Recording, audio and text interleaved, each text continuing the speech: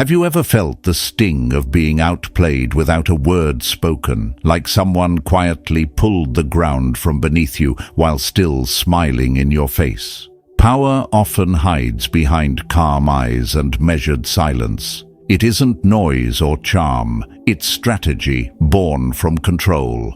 6 timeless rules. Subtle, unbreakable. Stay with me and you'll learn to move the world without forcing it. As we step into the first chapter, imagine this: a crowded room, voices clashing like waves, everyone fighting to be heard. Then there's one person who says nothing. He watches, he breathes. His silence cuts sharper than any shout. You can feel his calm, steady, unbothered, immovable. That's what power looks like when it's mastered, not performed. It's not in the raised voice or the clenched fist. It's not in the raised voice or the clenched fist. It's the quiet center that bends storms around it. Have you ever seen someone unravel mid-conversation? Their tone breaks, their voice rises, their control slips through their fingers. In that moment, they think they're fighting back. But what they've really done is hand over the keys to their mind. Marcus Aurelius once wrote, "You have power over your mind, not outside events. Realize this, and you will find strength." The one who controls his emotions controls the battlefield. He decides when the storm begins, and more importantly, when it ends. We live in a world addicted to reaction. One wrong word, one mocking glance, and people explode. They call it honesty. They call it passion. But it's just slavery in disguise, the mind chained to every insult that passes by. The Stoics called emotions impressions, fleeting visitors that try to convince you they're truth. But they're not. They're sparks, brief flashes of heat that fade unless you feed them. The wise man doesn't chase them. He observes them, lets them burn out, and stays centered. Picture this: someone hurls an insult your way in front of others. The room freezes, waiting for the explosion. But instead, you pause. You meet their eyes with calm. Maybe you smile, maybe you don't. You say nothing.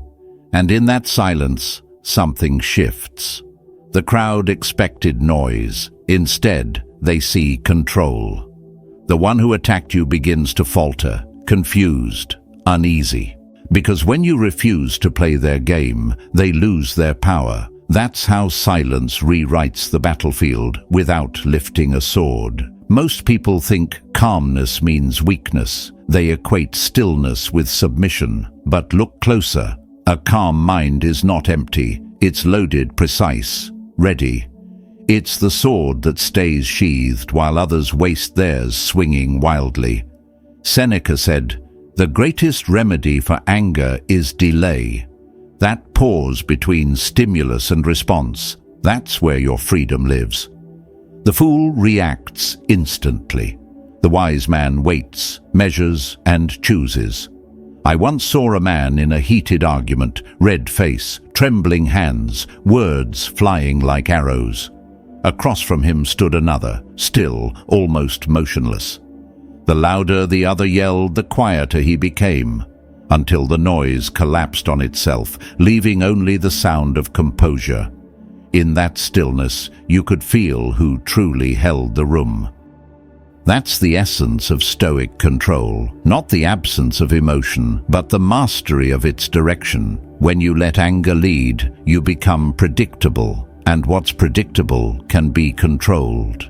Every time someone provokes you and you react, you're showing them the map to your mind. You've made yourself transparent, readable, easy to manipulate. But when you remain calm, when no one can guess your next move, you become untouchable. They can't play a game whose rules you don't reveal. Think about the last time you got pulled into an argument. Someone questioned your worth, mocked your work, or tried to draw you into their chaos. You reacted, you defended yourself, you tried to win. And afterward, did you feel strong or drained? The Stoic answer is simple. The moment you react, you step into their frame. You start playing by their rules, and the one who sets the frame always wins. That's why the Stoic trains himself to hold the line within. Once you control your inner state, the rest of the world adjusts. In every negotiation, every conflict, every conversation, the calm one governs the outcome, not through dominance, but through discipline. The crowd may cheer the loud man for a moment, but they remember the quiet one long after the echoes fade. Stillness unsettles people because they can't measure or command it.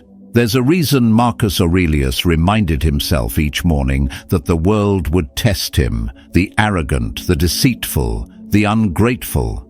But his response was not to armor himself in rage. It was to stand unshaken, to let nothing disturb the inner fortress. That's what true power is. The ability to be calm in a storm others created. So when someone tries to provoke you, stop, breathe. Ask yourself, is this reaction worthy of me or just a test of my discipline? Not every battle deserves your energy. Not every insult requires your defense.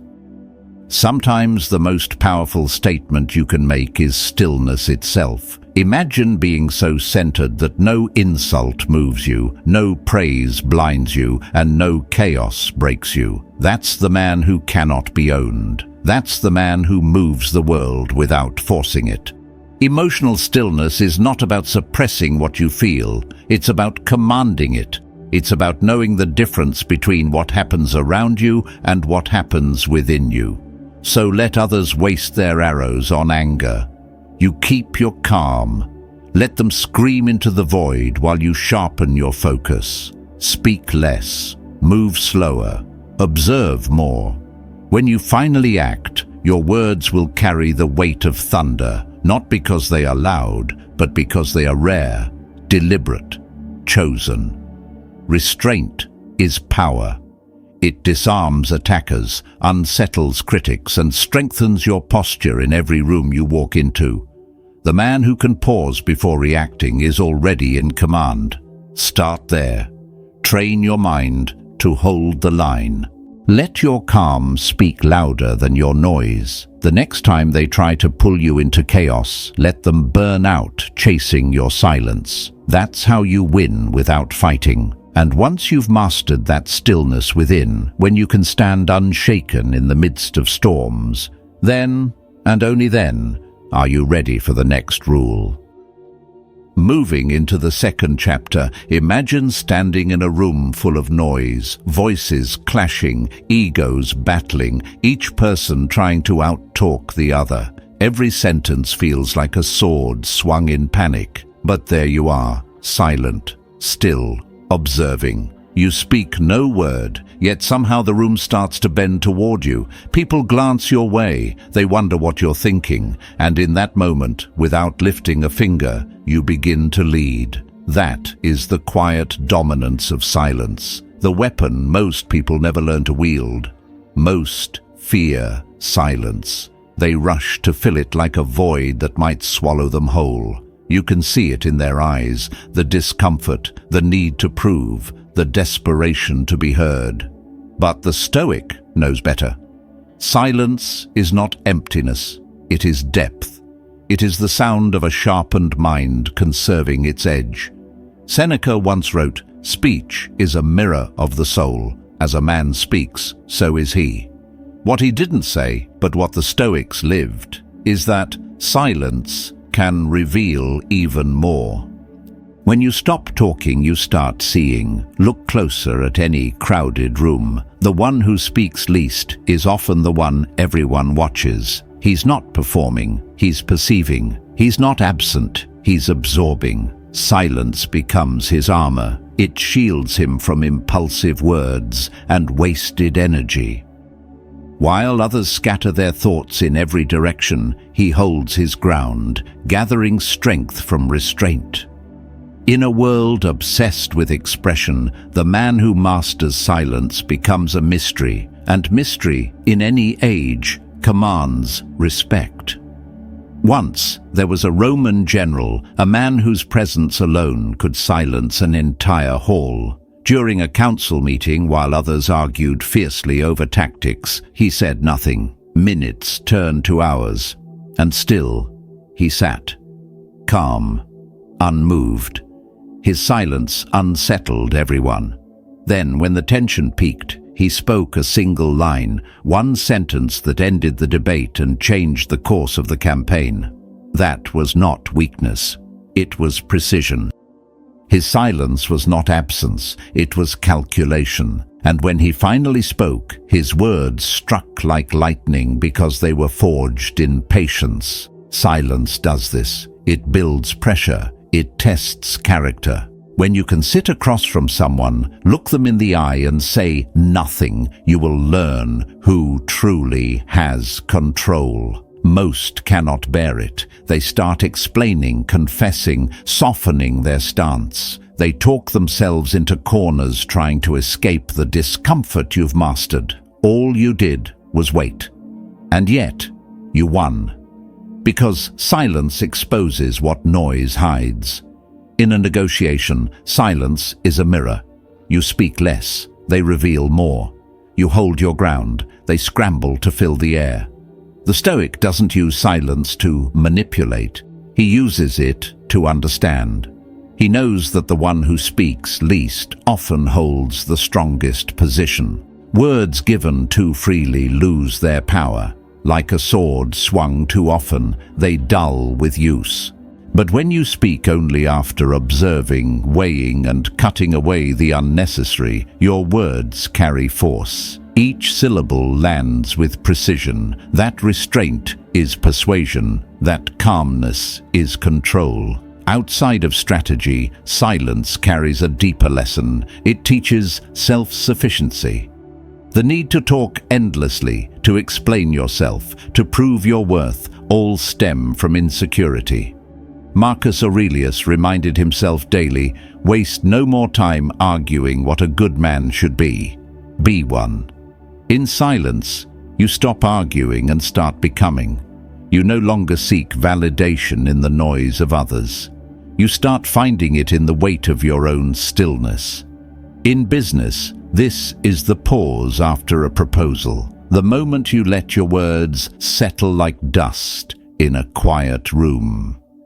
In relationships, it's the calm gaze that says, I don't need to prove I'm right. In daily life, it's walking through chaos with a steady heart while others rush to be noticed. The man who can stay silent in a world addicted to sound becomes rare, and what is rare is revered. Silence is not retreat, it is readiness. It says, I know who I am. I don't need to perform for your understanding. Every pause becomes a declaration of confidence. Every unsaid word becomes a boundary. And the more you practice it, the more you'll notice something shift. People start to wait for your opinion. They watch your face. They read your silence as depth, as power, as something they cannot grasp. That's when you know you've crossed the threshold from trying to be heard to being impossible to ignore. Seneca once observed that true wisdom is the ability to listen more than you speak. Silence sharpens that wisdom. It teaches timing. It trains patience. And it reminds you that influence is not about the most words spoken, but the fewest words remembered. So, the next time you're in a room and the noise rises like a storm, don't add to it. Sit back. Let others rush. Let them reveal their insecurities in the spaces you leave untouched. And when the moment finally calls for you to speak, speak once. Speak clearly. Speak like your words are currency you refuse to waste, because they are. Silence, when mastered, becomes more than a habit. It becomes a statement. It tells the world, I am grounded, I am deliberate, I am not chasing attention, I am commanding it. So train yourself to be still, to hold the silence when others break, to see what unfolds when you no longer rush to fill the space. Because when you learn to let silence lead, you stop competing for attention, you start owning it. And from this quiet, grounded strength, we move forward to the next rule. Advancing to the third chapter, imagine walking into a room where everyone is talking, explaining, performing. The air is thick with noise, each person desperate to be seen, to be understood, to prove something. But in one corner, there's a man who doesn't compete. He listens. His eyes move, but his face reveals nothing. People glance at him, unsure of what he's thinking, and the longer they wonder, the more power he gains. That is the art of being strategically misunderstood, the quiet mastery of remaining unreadable in a world obsessed with being seen. There is a kind of strength that doesn't announce itself. It doesn't need to. It watches from the edges, gathering what others reveal in their rush to impress. Most people live like open books. You can read their pride, their fears, their longing for approval in every word and gesture. They mistake exposure for honesty. But what they call authenticity is often just surrender. The surrender of mystery, the surrender of leverage. Marcus Aurelius once reminded himself, the best revenge is to be unlike him who performed the injury. In other words, hold your ground. Don't mirror the aggression of others. Don't show your full hand. Power is not in what you display, it's in what you choose to withhold. Now imagine this, a conversation where someone underestimates you. They speak over you, certain of their superiority. You nod. You let them think they're winning. You let their confidence swell like a tide. And while they speak, you watch, you measure, you remember. You offer them silence, not submission. And in that space, they show you everything, their weaknesses, their assumptions, their blind spots. Then, when the time comes, you move with precision. One action, one line, and the entire game shifts. They never saw it coming because you never revealed your rhythm. That's not manipulation, that's discipline. It's the Stoic art of misdirection, not deceit, but design. The discipline to hold back just enough truth that others fill in the rest on their own. They create their own illusion of you, and you let them.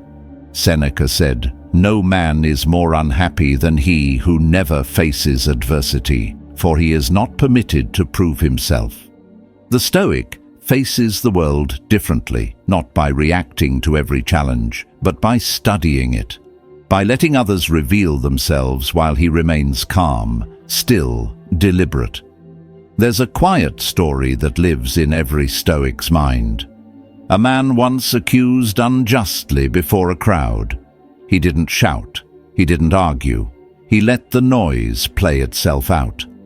Days later, when the truth surfaced, the crowd's memory shifted, not toward the accuser's words, but toward the man's composure. His silence had carried more weight than any defense could. That's what happens when you understand that stillness is strategy.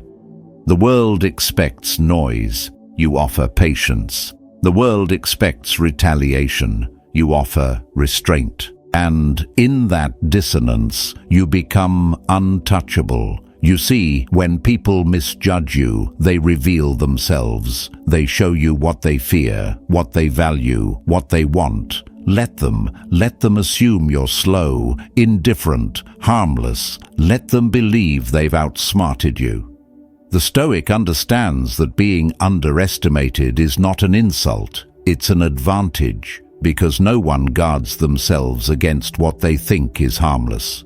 The most dangerous blade is the one they never saw drawn. I've watched men ruin themselves by trying to prove they're right. They argue, they explain, they overexpose their thoughts until there's nothing left to defend. And then they wonder why no one takes them seriously. But the man who can remain silent while being misunderstood, that man becomes a mystery. And mystery, in the eyes of others, becomes power. Because when people can't predict you, they can't control you. There's a moment in every conversation where silence shifts the balance.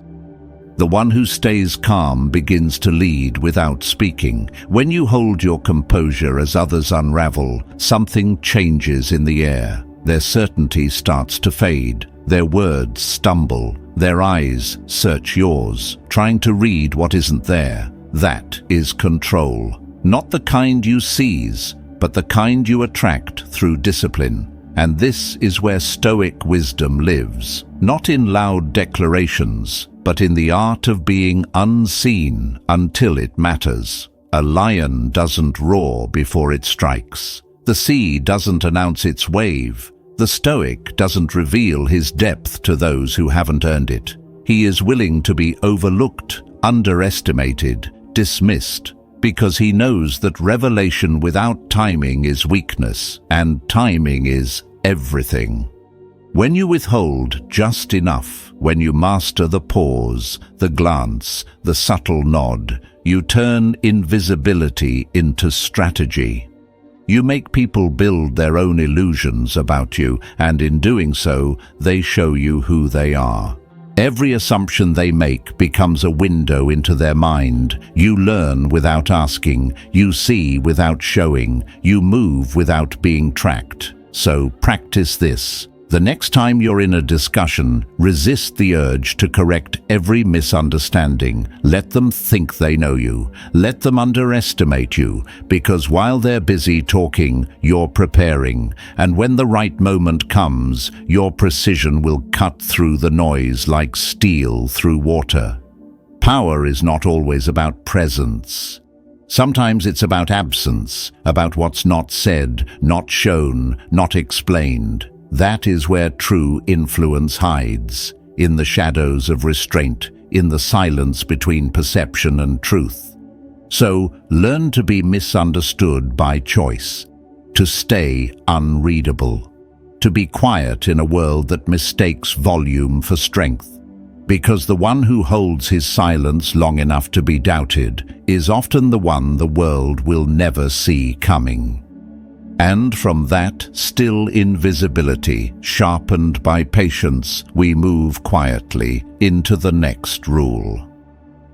From here, let's step into a truth most people overlook. What is seen too often loses its weight. What is always available becomes invisible. In a world desperate to be noticed, the man who knows when to disappear becomes unforgettable. This is not retreat. It's refinement. It's the Stoic art of scarcity, the discipline of being measured in your presence, deliberate in your silence, and intentional in your return. Look around you. Everyone's shouting to be seen, racing to show up everywhere, terrified of being forgotten. They answer every message, attend every gathering, fill every silence. But what they call connection is often just fear wearing a polite face, the fear of absence, the fear that if they stop showing up, the world will move on without them.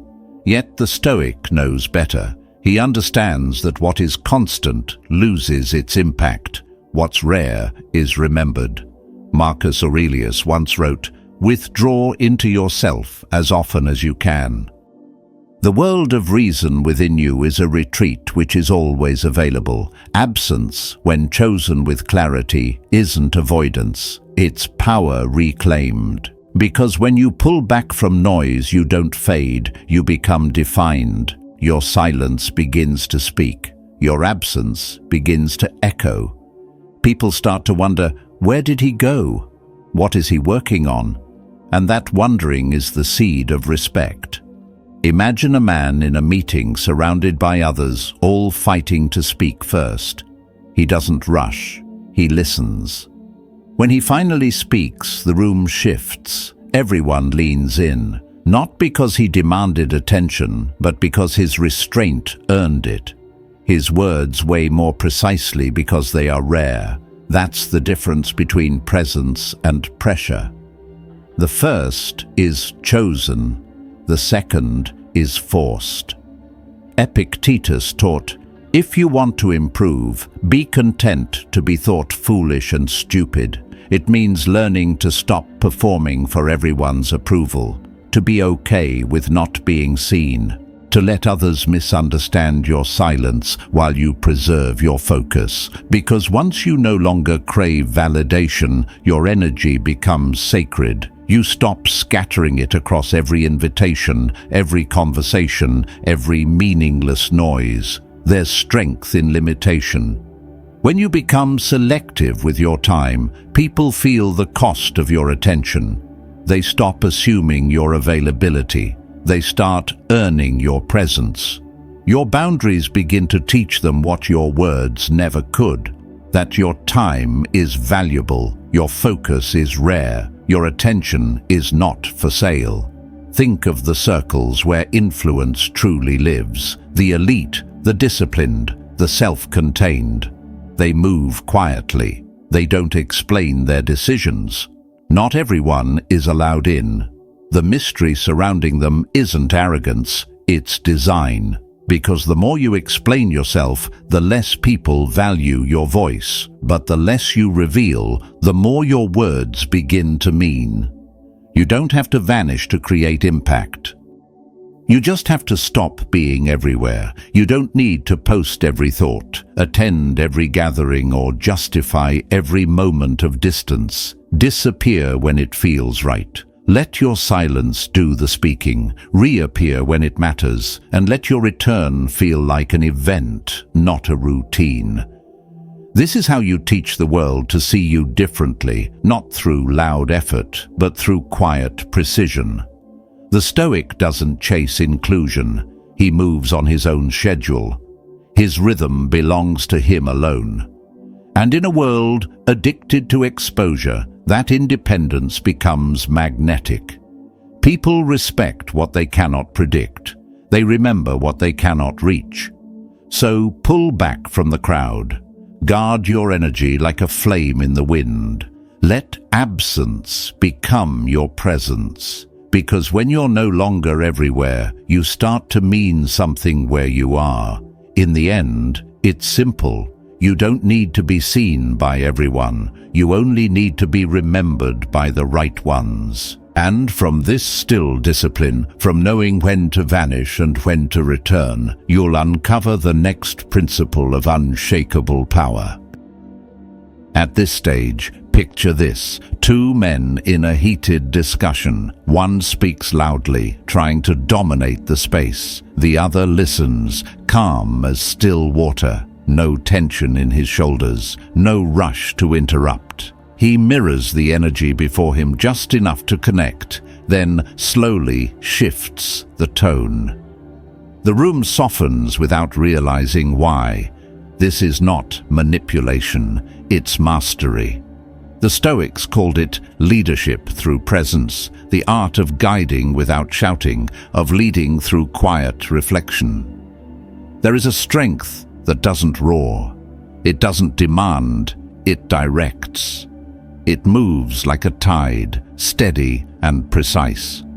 You can feel it more than you can see it. That's the strength of mirroring, of holding up a calm reflection so others can see themselves clearly. People trust what feels familiar, and when you meet them where they are, matching rhythm, tone, or silence, they stop resisting. The walls come down, and suddenly they listen. Marcus Aurelius said, "Be tolerant with others and strict with yourself." That's the foundation of this kind of influence: gentleness outward, discipline inward. Most people try to win arguments by force. The Stoic wins minds through alignment. He doesn't push, he guides. When you reflect someone's energy, not as mimicry but as understanding, you build a bridge invisible to the eye but felt deeply in the soul. Everyone, whether they admit it or not, longs to be understood. And when they feel seen without judgment, they follow willingly. That's when words begin to matter. Not because they're loud, but because they land where defenses used to be. Picture this. You walk into a conversation charged with tension. Someone challenges you, voice sharp, tone raised. The instinct is to fight back, to match fire with fire. But the Stoic knows 2 fires only burn the house down. So he meets the heat, acknowledges it for a breath, then lowers his own flame. His calm becomes a mirror. And in that mirror, the other person begins to see their own chaos. Slowly, almost imperceptibly, they match your steadiness. Not because they lost, but because you gave them something firmer to stand on. This is how you disarm conflict without surrendering. You lead them out of their storm by holding still within yours. Even in persuasion, this principle remains. You can have the clearest logic in the world, but if you're out of rhythm with the person you speak to, your truth will bounce off their armor. Seneca wrote, "A sword never kills anybody. It is a tool in the killer's hand." The same is true for words. Power lies not in the weapon, but in the hand that wields it. When you match someone's pace, when you enter their rhythm, you earn the right to be heard. And once trust is built, you can slow the tempo, shift the tone, guide the flow. Influence begins where understanding starts. I remember a leader who mastered this. In meetings, he never interrupted. He listened fully. Then he spoke, not to correct, but to connect. His voice carried no strain. He'd mirror the mood, then pivot the tone so subtly that people thought they'd changed their own minds. They left the room inspired, unaware that they had simply followed the calmest man there. That's what Stoic influence looks like, effortless guidance through quiet composure. This is not performance, it's awareness, it's presence sharpened by discipline. The Stoic doesn't manipulate others to win advantage. He aligns with them to restore clarity. He knows that control gained through dominance is fragile, but influence earned through respect is unshakable. A grounded man speaks less to be heard and more to be felt. He becomes, as Epictetus described, the pilot who remains calm even as the waves rise around him. People will forget your exact words. They will forget the points you made. But they will remember how they felt in your presence, safe, seen, steady. That's what mirroring gives you. Not control, but connection. Influence that doesn't need to announce itself because it's felt in the air. You become the still point in the chaos, the quiet force that others naturally orient toward. So, the next time you speak, don't rush to be impressive. Observe, listen, reflect. Let your stillness become the guidepost others can lean on. Influence doesn't come from talking, it comes from tuning in, from mastering the rhythm before leading the dance. When you learn to align with others without losing yourself, you no longer chase control. You embody it. You don't force the world to bend to your will. You invite it to move with your calm. And from that place of quiet command, where understanding replaces noise, you take your next step forward, toward the final lesson in unshakable power. Entering the final chapter, picture this: a man standing at the edge of a conversation, a deal, or a relationship. The air is thick with tension, voices rise, faces harden. But instead of defending or explaining, he simply straightens his posture, nods once, and walks away. No anger, no noise, just calm departure. That's not weakness, that's power, refined through discipline and clarity. You see, not every battle deserves your sword. Some demand your silence, others your absence. Power isn't proven by how long you can endure chaos, but by how easily you can leave it behind. The Stoics understood this deeply. Marcus Aurelius wrote, "If it is not right, do not do it. If it is not true, do not say it." The same applies to presence. If it no longer aligns with your values, you don't owe it your time. Most people stay far too long, arguing when they should listen, clinging when they should release. They confuse suffering with loyalty, mistaking endurance for virtue, but that isn't strength. It's quiet desperation wrapped in patience. True discipline lies not in holding on, but in knowing precisely when to let go. The Stoic man doesn't storm out to prove a point. He leaves with such steadiness that his silence becomes the lesson. He doesn't burn bridges, but his absence changes the temperature of the room. People begin to feel the weight of what's missing. That's the kind of presence absence creates, one that demands reflection, not reaction. Epictetus taught, "It is not what happens to you, but how you react to it that matters." To walk away without anger is to master that reaction. You don't exit in bitterness, you leave in balance. You don't vanish to punish others, you step away to protect your peace. Think of this.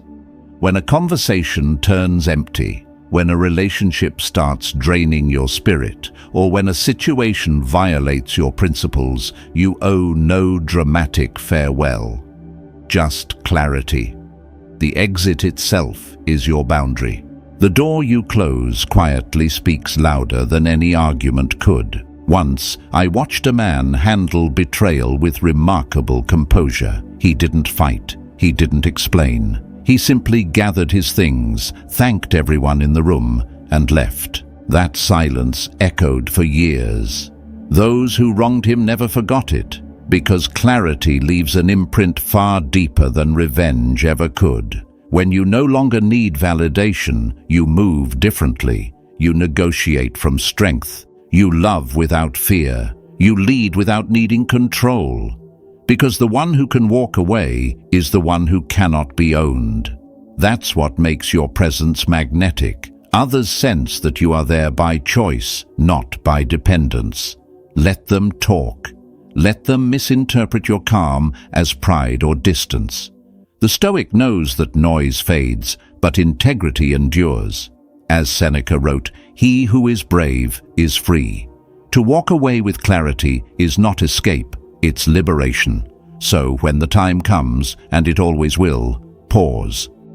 Ask yourself, is staying serving my peace or feeding my fear? If the answer isn't peace, then go. Quietly, cleanly, completely. Leave before bitterness replaces dignity. The world won't applaud your silence, but it will remember your absence, because real strength doesn't shout. It simply walks away. And from that stillness, from that deliberate departure, you move forward, lighter, freer, and ready for whatever comes next. Each rule returns to one truth. Mastery begins within. Once you own your silence, your stillness, your clarity, the world can no longer own you. True power speaks in silence. It sees clearly, moves with patience, and acts with reason. These 6 rules are not about control over others, but mastery over yourself. When you command your emotions, choose your words carefully, and know when to walk away, you rise above the noise. You stop reacting and begin shaping the world around you. If this message reached you, take a moment to breathe and subscribe to keep walking this path. Comment. Stay centered to remind yourself of balance. Stay steady, stay aware, and I'll see you in the next lesson.